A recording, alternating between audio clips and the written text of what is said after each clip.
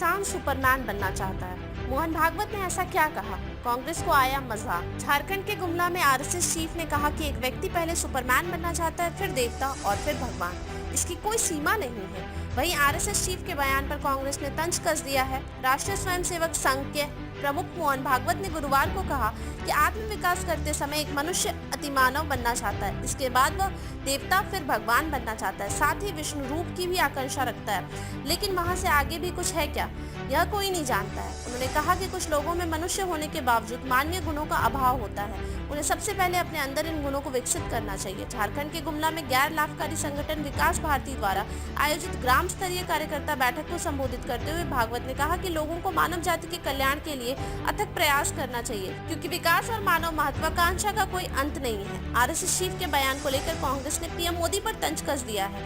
जयराम रमेश ने इस बयान को भागवत बम बताते हुए कहा कि मुझे पता है कि स्वघोषित नॉन बायोलॉजिकल प्रधानमंत्री को पता चल गया होगा कि नागपुर से हाल में दागी गई मिसाइल का निशाना लोक कल्याण मार्ग पर है।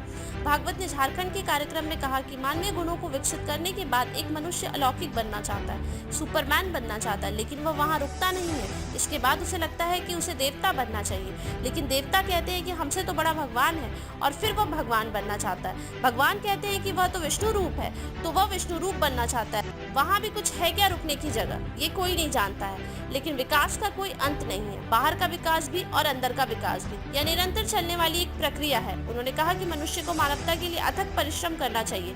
साथ ही कहा कि एक कार्यकर्ता को अपने काम से कभी संतुष्ट नहीं होना चाहिए। भागवत ने कहा कि काम जारी रहना चाहिए, पर्यावरण, शिक्षा और स्वास्थ्य के क्षेत्रों में निरंतर कार्य करने का प्रयास करना चाहिए। इसका कोई अंत नहीं है। विभिन्न क्षेत्रों में निरंतर कार्य करना ही एकमात्र समाधान है। बदलते समय के साथ हमारे कपड़े तो बदल सकते हैं, लेकिन हमारा स्वभाव नहीं बदलेगा।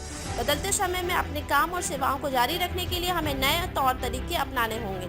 जो लोग अपने स्वभाव को बरकरार रखते हैं उन्हें विकसित कहा जाता है। भागवत ने कहा कि वह देश के भविष्य को लेकर कभी चिंतित नहीं रहे, क्योंकि कई लोग इसकी बेहतरी के लिए सामूहिक रूप से काम कर रहे हैं। सनातन संस्कृति ही दुनिया को तारेगी।